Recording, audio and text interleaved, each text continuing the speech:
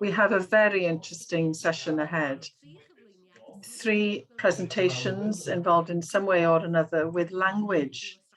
I'm not going to waste time and saying too much about the papers. You have them in front of you, the abstracts, but I will introduce the speakers. Dr. Ben O'Ciala is a colleague of mine, as it happens, in the Department of Welsh and Celtic Studies in Aberystwyth, and he's interested in language and society, and he will be first. Then Dr. Iaith Jewell, who also, as it happens, a colleague of mine in the Department of Welsh and Celtic Studies in Aberystwyth, and she's interested particularly in language and translation, and she's going to look at that today in the context of law. And then we welcome Dr. Joanna Chojnicka, I hope I said that right, Joanna, from the University of Cardiff. And between us, we have a Babel's Tower of languages, all sorts of different languages from all over Europe. And she's naming them all.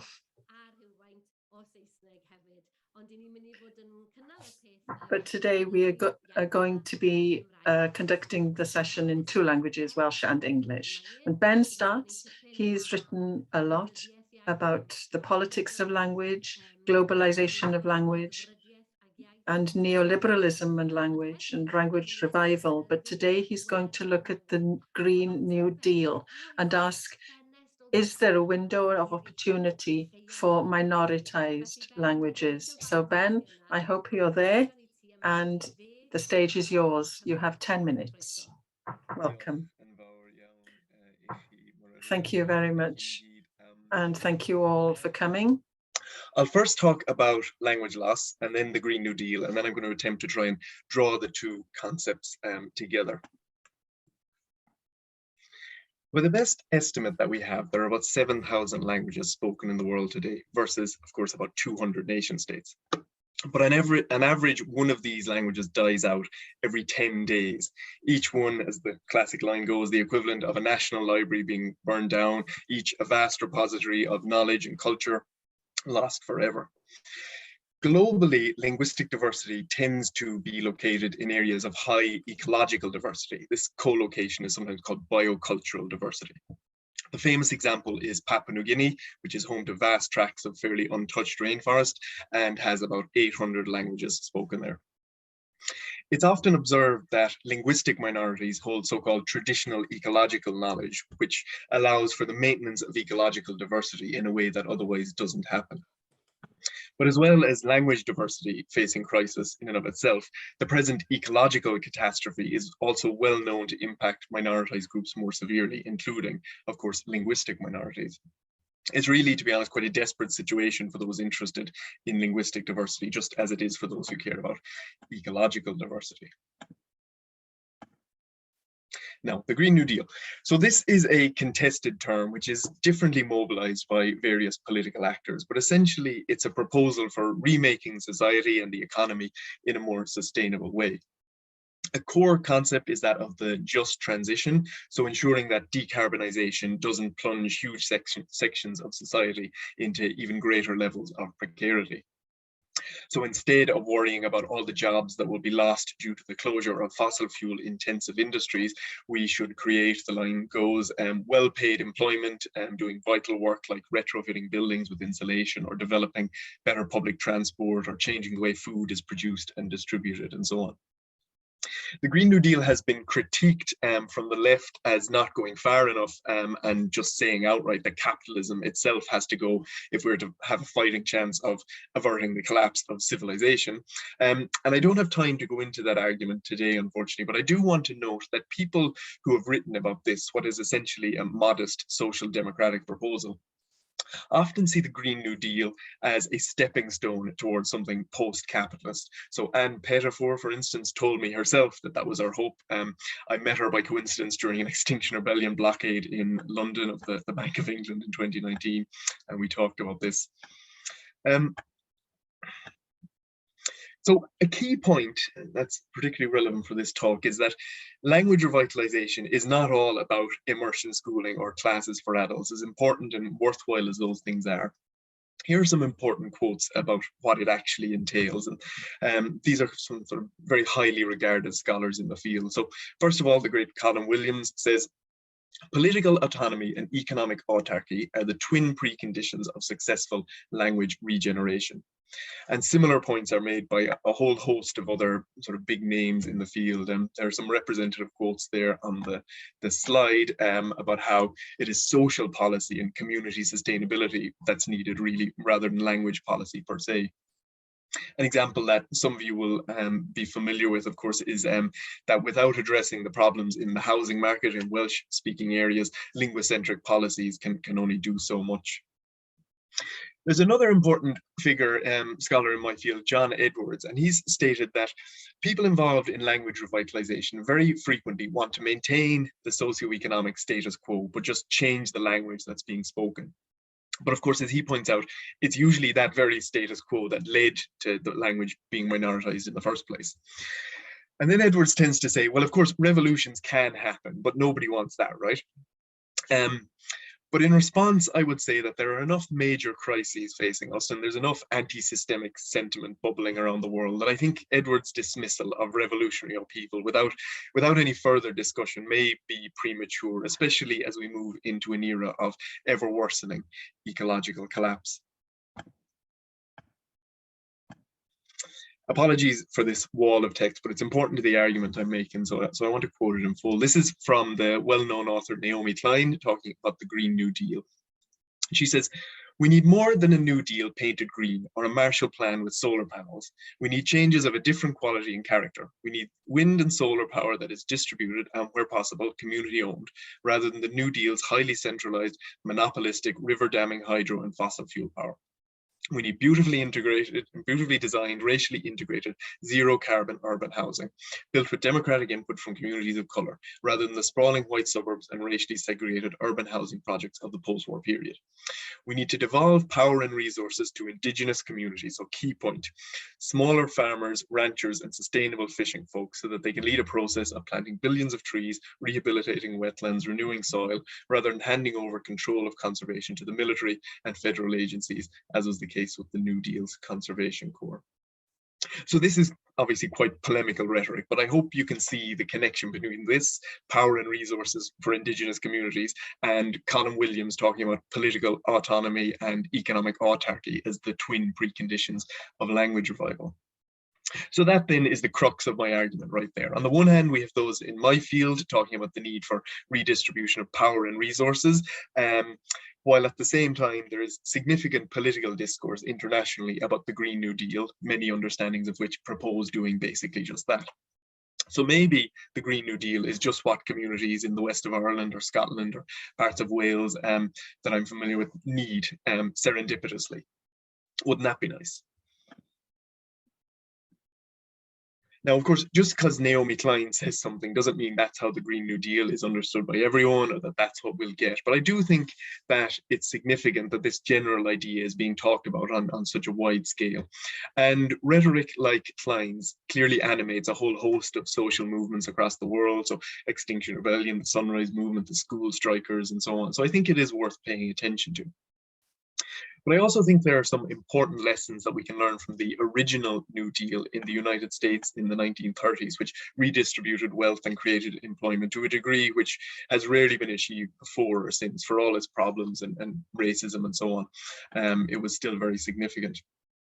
Primarily, I think we have to remember that President Roosevelt didn't just implement the New Deal in response to the Wall Street crash of 1929 just out of personal moral conviction. He was forced to do so by the trade unions.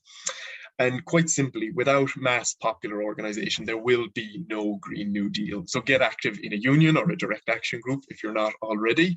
But something else which is also, I think, lost and never mentioned really, I've never seen it mentioned in discourse about the Green New Deal, is that the original New Deal resulted in a kind of forgotten attempt at a fascist coup in America, where the CEOs of some of America's biggest corporations like the Rockefeller Foundation, General Motors, DuPont and others tried to copy European fascism and install a military dictator to undo the policies of the New Deal. There was even a congressional hearing about it, and to this day, the names of many of the key players involved in what was known as the business plot or the Wall Street putsch remain classified. I think it's always worth remembering the political usefulness of the far right to economic elites in times of crisis. And although the presence of eco-fascism in the real world has been fairly limited so far, it may well gain traction as the 21st century equivalent of the business plot or in any other number of possible forms if we don't all act to prevent this. But I guess that note of caution aside, what I'm arguing here is overall an optimistic point about how a Green New Deal, which may yet become politically inevitable, could coincidentally have very beneficial consequences for marginalized communities, including linguistic ones. Of course, though none of this is predetermined, there are plenty of paths in front of us that will lead to barbarism unless, as I say, popular struggle acts to close them off. And this, I think, is something I'm sure you'll all appreciate that we all need to be involved in, as the situation is just too grave for us not to be. So for those of us who are interested in linguistic diversity, I propose then going forward with the popular motto of system change, not climate change, but then adding my own addendum of paradigm shift, not language shift. And time will tell how we get on. So Iaith, you're here now, and you are a colleague of mine, and this is an opportunity for you to say about your interest. You studied Italian and French originally, but now you're interested in translation, not just from French to Italian, but maybe specifically to Welsh and where the languages meet. But you have a topic today which goes a bit further than literary translation, which we normally see in universities, and takes us to the law and this practical effect of having a translator who is an interpreter and is a simultaneous translation. Yeah. Diolch yn fawr eto. Thank you once again, Marie. So, although I lecture in Welsh, my academic background is in modern languages, and my research spans these disciplines. Translation studies is a comparatively young area in Welsh and encompasses topics such as literature, linguistics, languages, and language policy. Consideration is given to questions such as, is a translation different from the original? If so, how is it different? And why is that significant? You may be aware that words in one language do not correspond exactly to words in another language. But how often have you considered the effect of the translator's choices, the effect of choosing one word even, especially in a legal context? Consider the difference between possible translations of the word take in Welsh, codi, pick, cymryd, seize or take, or dwyn, steal, in a piece of evidence about a theft and the influence of this on the jury.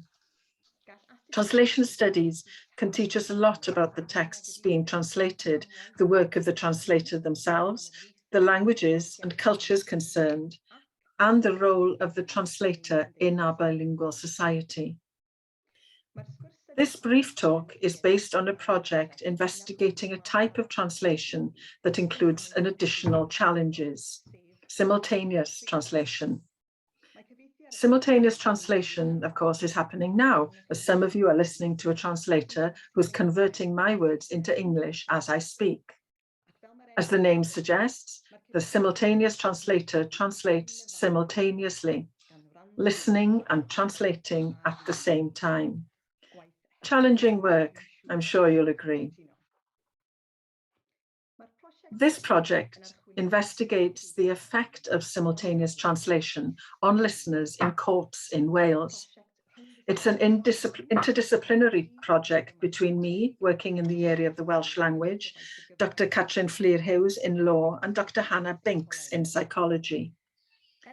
Since the introduction of the Welsh Language Act in 1967, when Welsh became an official language in the courts in Wales, any party has the right to use their language of choice in court, but to enable this, simultaneous translators are needed.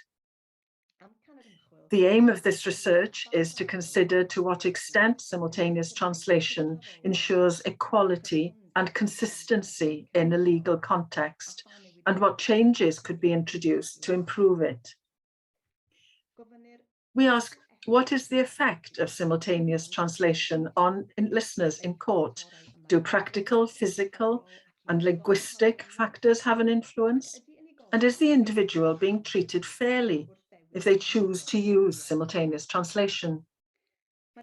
The project's methodology is different from other studies in the field so far. In January 2020, we organized a mock court case in the form of forum theatre. Professional translators and lawyers were used, with actors taking the part of witnesses, and members of the public formed the jury. The intention of forum theatre is to create an atmosphere that allows participants to express opinions openly and honestly. While watching the court case, everyone in the workshop, translator, jury, lawyers, and actors, can make comments and suggestions. For instance, moving the location of an actor or changing the tone of a performance. The participants, therefore, can discuss and experiment with the experience themselves and see their suggestions being put to work. Several interesting considerations emerged, and I'd like to outline 3 of those today. Firstly, the location of the translator. The concept of an invisible translator is a very common image in translation studies, but the translator is often visible in court. According to translators in the workshop, their location can vary substantially in courtrooms across Wales, and this variety affects their ability to do their work and the jury's response to the translation itself. In 2 courts in Wales, there's a soundproof translating booth. In a booth, the translator is not a physical part of the court and is hidden from the mindset of the participants in the case. In other courts, the translator is in the same room, whispering into a microphone. In the workshop, the translator was firstly placed close to the witness and then behind a screen to try to reflect the translation booth. While the translator was close to the witness, the jury's attention was divided, and the witness herself felt awkward and aware of what she was saying. Once the translator was moved behind the screen, everyone agreed that it was easier to focus, and the jury could pay more attention to the witness's face and gestures while listening to the translation. Ideally, therefore, the translators should be able to work in a booth so that they don't impact the listeners or the witness who is speaking. Secondly, the role of the listeners. Most jurors have very little knowledge and experience of simultaneous translation. And listening to a translation is not simple. You only hear a simultaneous translation once. It's not possible to listen again to something that's not clear or is unfamiliar. Also, the listeners have to go back and forth between the translation and the evidence that's not being translated. Although there is great emphasis on the importance of the simultaneous nature of the translation, there is some delay inevitably, which can cause the voice of the translator and that of the lawyer to overlap. Juries can miss a part of the subsequent question, a key word, or the general flow of the questions, as happened in the workshop. This could create a negative impression of the evidence in translation, as the juries have not been prepared adequately. There is currently no specific training for juries on simultaneous translation, but the need for training is great to ensure understanding of the requirements of listening to a translation. Finally, the translator's voice. Although the translator's role is to voice the words of the individual faithfully in a different language, the voice will be different. One crucial difference is the gender of the speaker. There are no rules for using a translator of the same gender as the original speaker in court cases, and so a female translator could be translating a man's words and vice versa. This matter was raised in the workshop as a male translator translated the words of a female witness. It was suggested that we should listen again to one of the female translators translating the evidence. The change had a substantial impact on a number of the jurors, and the general belief was that creating consistency between gender of the translator and the original speaker was very significant.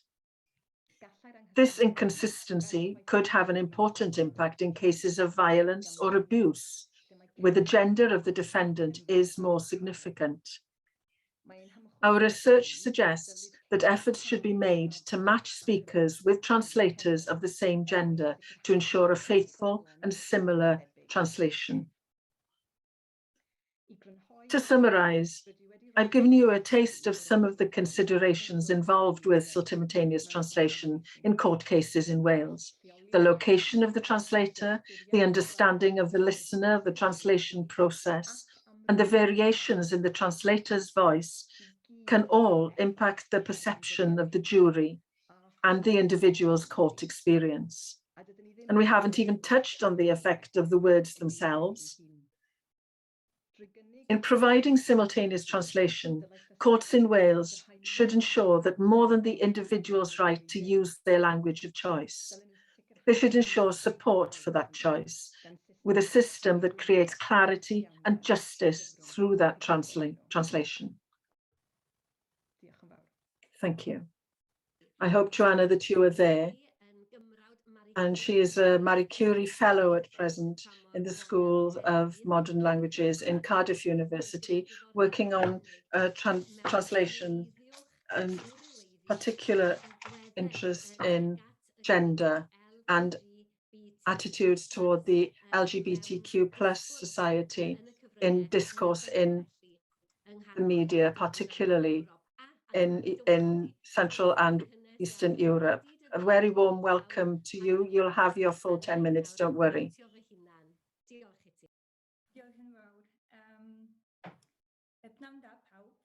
Good afternoon, everybody. I am learning Welsh, but I shall speak now in English today. Yes, thank you so much for the introduction and for saying the title of my project in Welsh. I appreciate that. And you can actually see the title of my project on the screen, because what I want to do in this presentation today is to kind of walk you through all the different elements that make up this title, because I think this will really help you understand what the project is about in the end. So the project on the screen is slightly deconstructed, and I'm going to zoom in on each of these elements to explain them in more detail. I will not go in the order of the words. I will start with the most general and finish with the most specific. So we will start with a bit of theory and end with some empirical examples. So I actually want to start with discourses. Discourses are particular ways of talking about things that have developed over time in a specific culture, are based on ideologies and express attitudes. So if we have a look at our gender and sexuality discourses, which are the object of the study, we can, for example, think about the example of homosexuality. So in our European Western culture, we used to talk about homosexual acts rather than people. So we conceptualized homosexuality in terms of acts rather than, you know, personality traits or identities. And so homosexuality did not describe a person. And then the discourse was medicalized under the influence of especially American psychologists. So we started talking about homosexuality as a psychological disorder, and it was included on the list of psychological disorders for a bit. And then we moved on to talking about it as an orientation. And now we tend to think about it as an identity. So we can kind of see the stages of how this discourse has developed over time. And in my project, I want to look at how these gender and sexuality discourses figure in transition narratives on social media. So I use Polish social media, YouTube and blogs. And I consider transition narratives to be a kind of genre. They do share specific features and elements. And it is especially interesting to look at these blogs and vlogs because they offer us a glimpse at this transition as a kind of journey, right? It is a kind of document.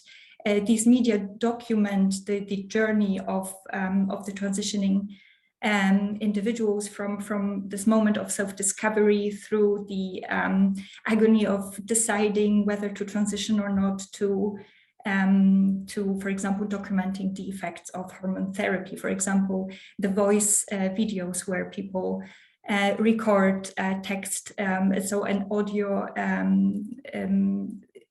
in certain intervals of time to kind of document how their voices change on testosterone, for example.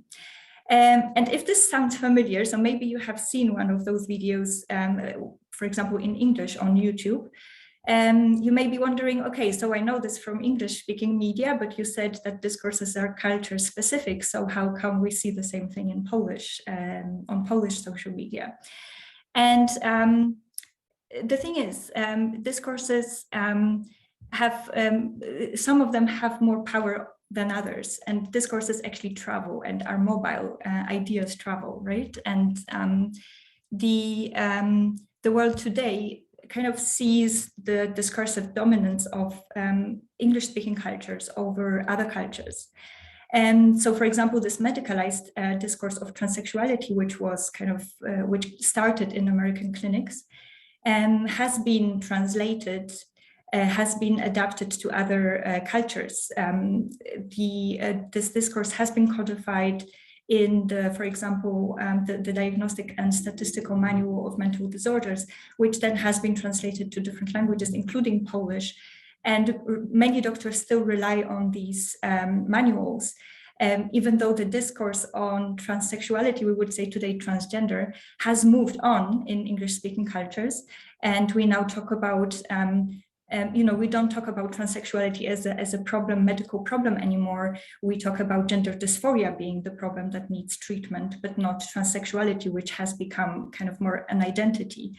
But in many places where these texts still prevail, it takes a bit of time before these new modern ways of looking at it take root. So just to give you a glimpse into the Polish context. Poland is obviously, and you are probably aware of that, a terrible place for the transgender community to be living in right now. And in addition to that, it actually lacks gender recognition law and standards of trans-specific medical care, which means that every single transitioning person's case is unique, and it is very much handled on a case-by-case basis by doctors and judges, who still do rely on this oversimplified medical discourse of transsexuality. But I would also claim that it is an oversimplification to say that these discourses have been simply imposed on Poland and Polish transitioning individuals and their doctors are kind of passive victims of these discourses. It does not quite work this way, and that's what I want to show in my project. So the situation in Central and Eastern Europe, which is the post-socialist space, has been described as a knotted temporality, which means that while, as we have seen with this example of homosexuality, while in the West, these discourses had time to gradually develop, in Central and Eastern Europe, they kind of arrived all at once. And this has created a lot of confusion. So those quite, medicalized and rather conservative discourses arrived basically at the same time as the discourse on queer and transgender and so on. So they basically coexist in the same space and kind of compete with each other. So just to give you some examples on the practices that I look at in these transition narratives, I divided them into 3 categories, just for the sake of this presentation. This is an oversimplification, but I want to kind of explain what I'm doing. So I have the categories of translanguaging practices, semantic transfer, and transgressing. Obviously, you see that I'm also playing with the multiplicity of and the productivity of the prefix trans. So translanguaging practices are basically situations where a word is taken over, is borrowed from, in this case, English into Polish, basically both in form and content, simply because the meaning of the word hasn't existed in Polish before. And here we have varying degrees of integration into the Polish grammatical system. So, for example, osoba afab would mean a person assigned female at birth.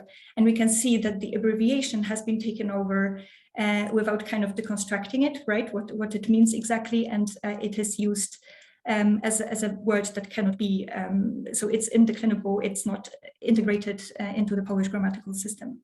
But the second example, wyautować się, is quite interesting because the English word out, from to come out or to out oneself, has become a verb in Polish and is now fully integrated into the grammatical system, which means that it can receive prefixes, suffixes, and so on.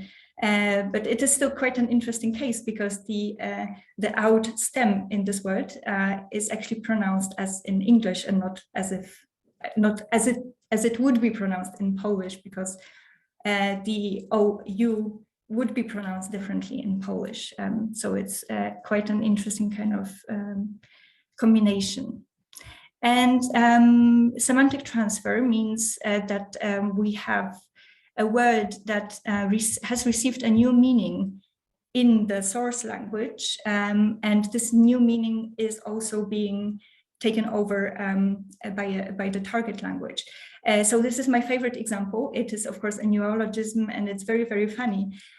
So some of my vloggers refer to themselves as a frying pan person, which is a kind of the literal translation of pansexual. So there is the second meaning of pan, meaning a frying pan.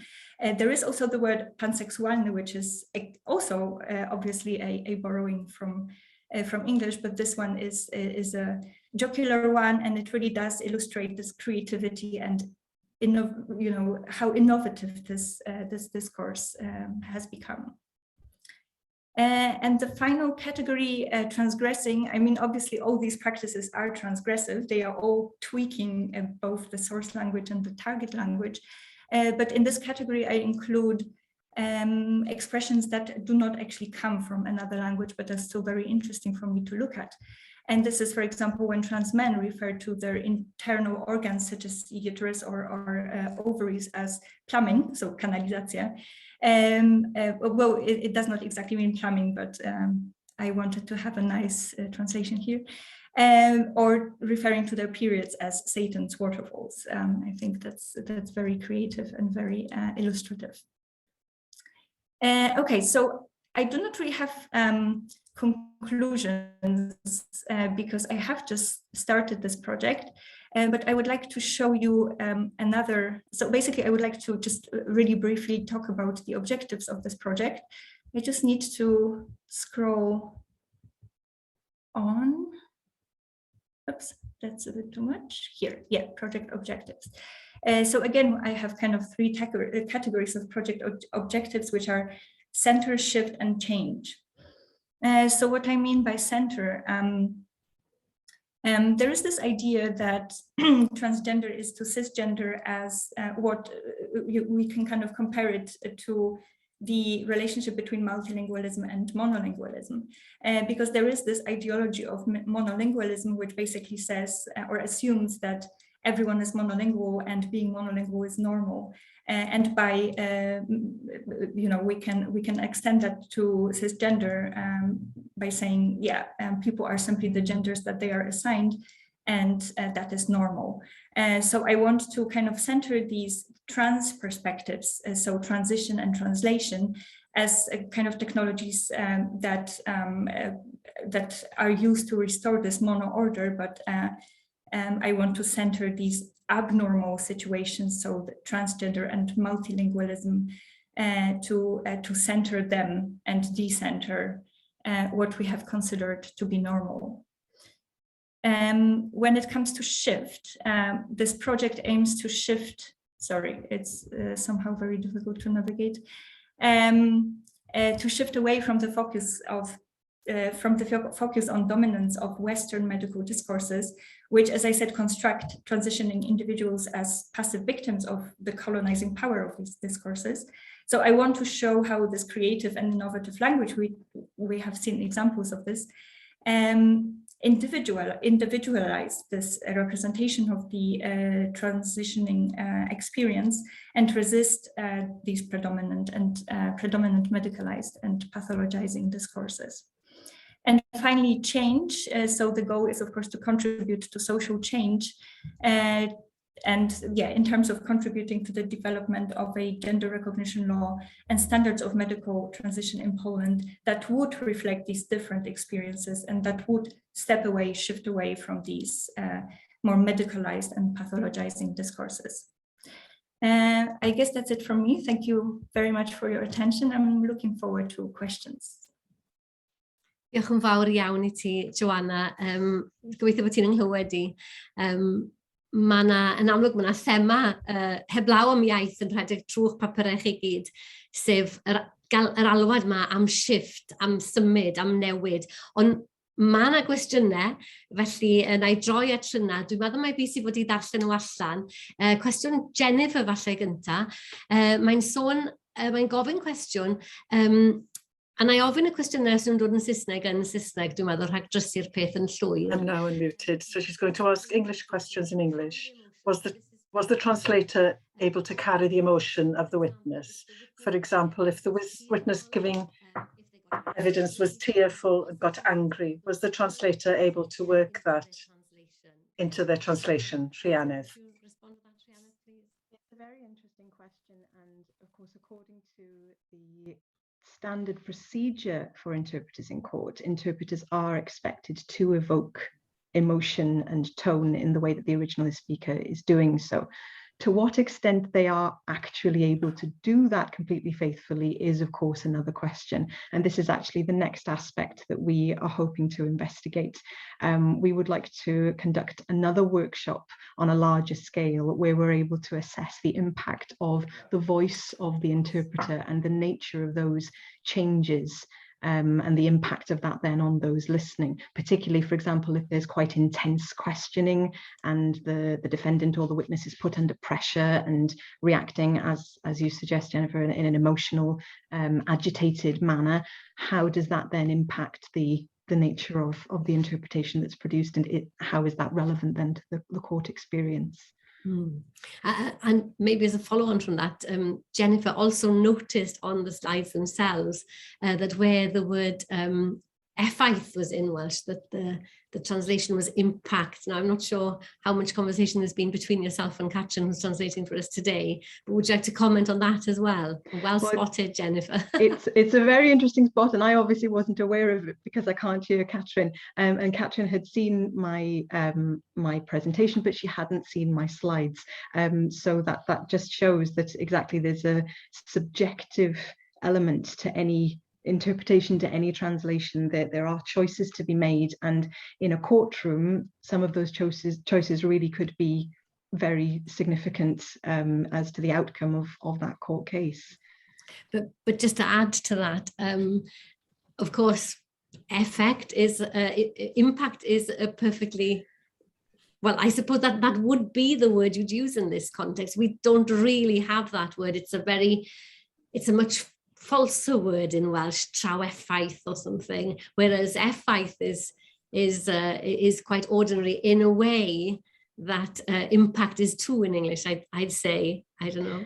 Yes, I agree completely, Meredith. We see this with when we try to use the word impact in an academic context. Of course, the word doesn't quite translate to Welsh in the same way, and so there is also that inevitable difference between the nature of the languages. And there's nothing wrong with the choice that Catherine made. Of course, I would perhaps have made the choice myself had I been translating from the Welsh with a different context then, and it's a perfectly valid decision. And it's just that any individual interpreter could do something slightly different with what they hear and translate. So perhaps what we're getting to there is that behind these words there are cultural meanings that are very difficult to convey anyway, and maybe that requires an understanding of the problem, at least, if not of the solution. And maybe this is part of Simon's question, and I think I'm going to bat it to Ben, although it is actually to all three of you, and I'm jolly glad I'm just sharing this here. The question is, it starts like this, and I really don't want this to be taken in the wrong way. I'm reading the question. I am very pro-Welsh language. I'm just curious. Do you think the bilingual nature of Wales is a barrier to inward investment from both the UK and internationally in industry? When I go to international meetings to discuss either research policy or funding, the spoken language is English, as this is generally a shared platform. I think these efforts to enable simultaneous translation may bridge these gaps, and I want to see progress, but are we on the back foot before we begin an industrial negotiation? I've got views on that. I'm sure we all have, but I'll start with Ben. Yeah, I'm sure we all have indeed. It's a good question. It's sometimes said sort of the vulgar understanding is that capitalism destroys all diversity that it can't profit from. And yeah, there's some degree of truth in that, but also capitalism is perfectly well able to accommodate diversity when there's profit to be made, right? So there's no issue with translating when they want to sell fighter jets to Saudi Arabia, right? They're suddenly able to accommodate that because they want to make money. And if there is an adequate language policy regime which just says, well, you don't have a choice if you want access to this market, and we're accepting all sort of assumptions about the existence of the market continuing as much as it is currently and so on, but if we do accept that, there's no reason why a language policy can't be in place that just says, well, access is contingent on accepting these linguistic conditions. States do it all over the world. Non-state actors do it all over the world. Indeed, businesses themselves do it all over the world. I always think one example that is worthy of attention is Mondragon, the Basque cooperative, which was set up in the 1950s as a language revival effort. It's now the 10th biggest company in the Spanish state, as we might call it.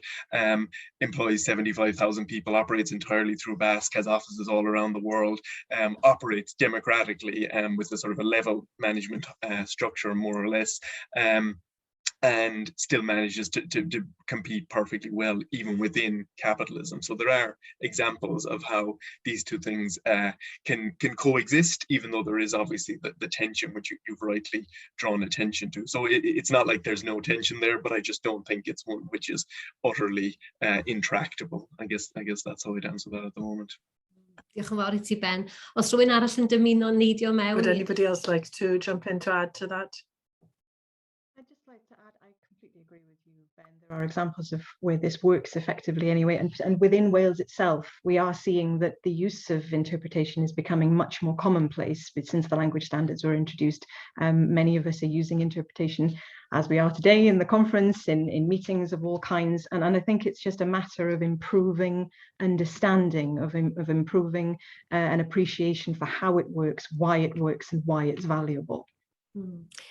Joanna, I don't know whether you have anything to say on that, but although I'd like to ask you a question. I actually do. It may be a bit provocative, but I'm just thinking. Oh, come on, we're all for provocation.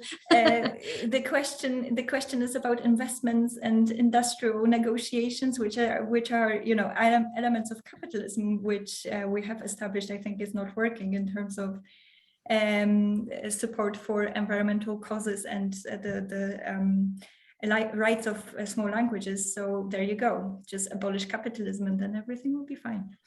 Simon, would you like to come back on that? I'm looking at the chat best I can if somebody wants to come in.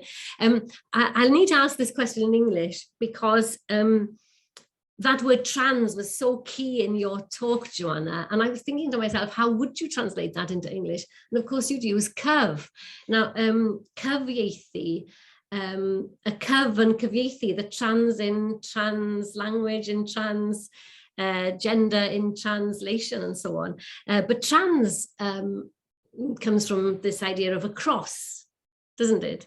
And the prefix that we have, curve, it's very difficult to translate actually, but it means certainly it's more about the things that are similar or the things that are brought together. So it's about the link and the similarity, which is actually quite a different concept from the trans thing. It's a bringing together rather than a crossing over. And it's these kinds of little differences that I think makes the whole diversification of language so rich, first of all, but also so worthwhile and important. Because of course we can say translation for Chyfieithu and Chyfieithu for translations, but it's not actually the same idea. There is a different idea behind it. And in there is a wealth that we are in danger of losing. And I think we have been persuaded by a monolingual mindset that it's not about that speaking more than one language is actually just a case of having two sets of words for the same sets of things, but the things themselves are different. That's, I don't know whether... That's amazing. Actually, thank you very much. I will definitely look into that. I have also done some reading on languages that do not have this trans prefix, and it's really, really fascinating. But you know, there is this argument that relying on English kind of affects negatively the target languages. So, for example, Polish in my case. But the point is that these languages simply do not. They lack the concepts that people need to talk about their experiences in a meaningful way. So they do need to look outside, and they do need to look for these creative ways of describing what they are going through, because otherwise they would simply not get their messages across. So, you know, there's also this idea that languages are simply not, they do not have the same tools to talk about different concepts. And the more languages you speak, the more tools you have to describe those experiences and, you know, to be even able to think about them in a meaningful way. And it's at that point, isn't it, where the language is lacking and the experience is new and the experience demands language, that language changes, and then we get new words or new ways of expressing. And I think those boundaries are really interesting, but it's not about ditching this whole language, it's about adding, changing, adapting. And there is a danger that people think, oh, that language won't do for that. It's not true. Oh gosh, I think there's a very big question coming. I think this is a question for my glasses. Hold on. Right, Simon's come back to thank you for your responses. And he says this: I guess given the parameters that we live in with modern capitalist society, when we are competing with others, my feeling is that although in an ideal situation we would convince the providers of inwards investment to Wales to put headsets on, I have seen firsthand that folks from Germany, France, US and elsewhere shrug their shoulders and walk away with multi-million-pound projects that could ultimately benefit society, for example, medicine. Well, we may have a challenge, but I'm sure it's not insurmountable. We need to change attitudes, I believe, is what this panel would say. But I will let the panelists answer. Rhiannydd, hoffet ti ddod yn ôl I mewn gyda ryw anogaeth at hwnna? I suppose that something we have to remember is that in Wales, we are a bilingual society, and this is not just a matter of encouraging the use of our national language, but we do actually have both. And so I would say that when I'm not an expert in international negotiations, I certainly don't claim to be, but we do have both options to hand. And so, you know, it is a matter of seeing the benefits of understanding the use of interpretation for the support of the one language, and remembering that we do have other cards to play. Diddorol iawn, a I fod yn deg efo Simon i gael ei ateb yn llawn. And to be fair with Simon, he comes back and he says, it's sad and I agree we need to change attitudes. And I think that that's been a word that's come through from all three of you. And maybe to end, we can pause with this idea of change. The three of you have called for action, in fact.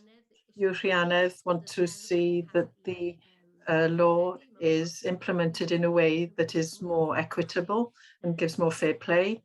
You, Ben, have asked for action through the paradigm shift, to use your term, and you also, in those last three bubbles on your slide, Joanna, the one in the center that said shift, I assume that you, although you hadn't reached your conclusions, that you foresee that there will be need to be a change. Can I ask you three, and Martin has just given us an extra 5 minutes because we had quite an adventure in the middle of our conversations. How hopeful are you that we will see these changes and that we'll see them soon? Shall I ask that? So we'll start maybe with you, Joanna, and then go to Iaith, and we'll finish with Ben.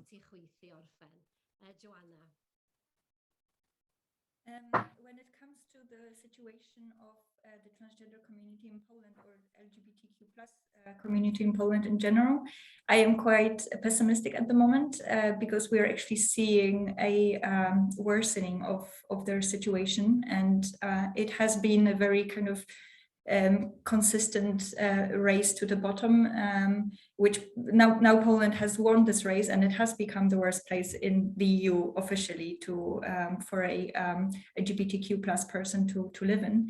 And the government is just constantly coming up with new ideas how to make life more difficult for also women and members of this community. So I do not. I tend to be pessimistic. I would like to see these changes introduced as soon as possible.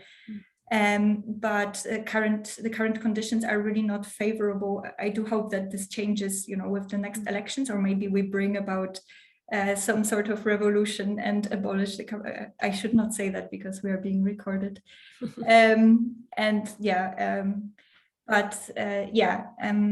Currently the situation is quite bad, and so you're not very optimistic about the change. So the discourses seem to be changing quicker than legal solutions, medical solutions, and everything that is kind of codified by law and by official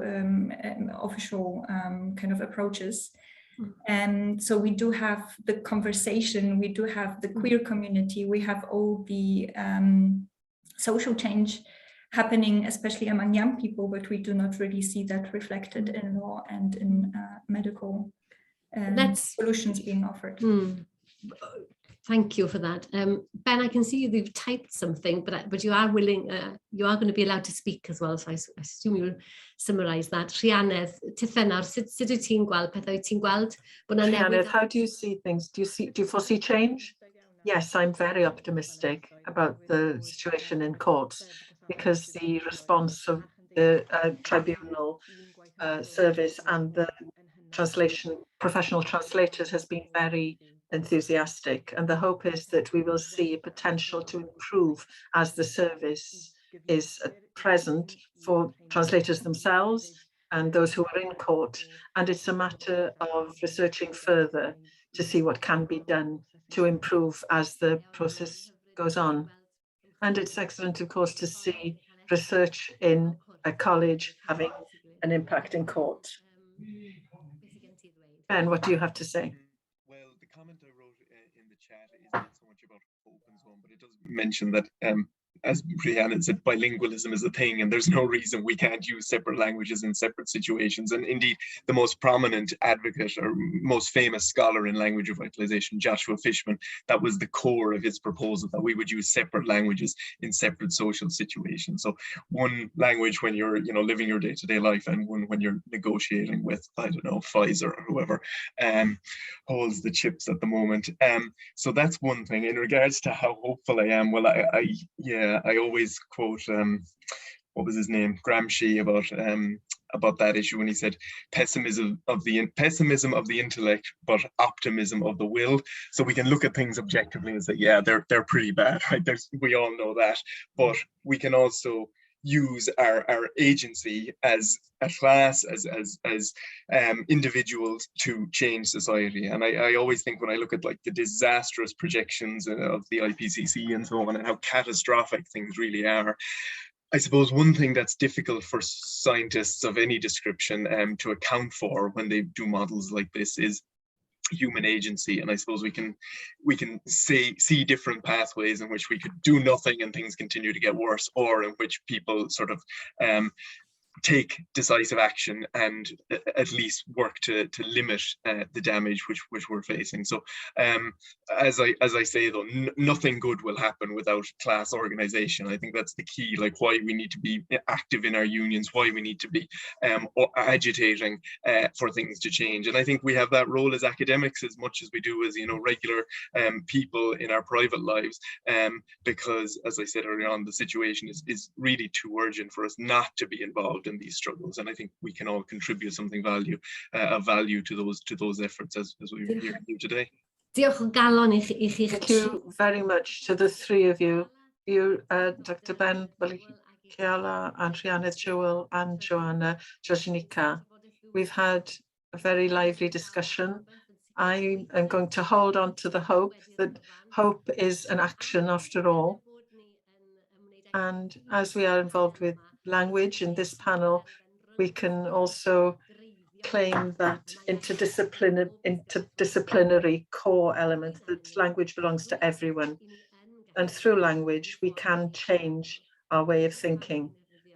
From the small words that we use are very important. So I'd like to thank you all. Thank you for your patience through the trouble we had. And thank you, of course, to the translator. You're very welcome.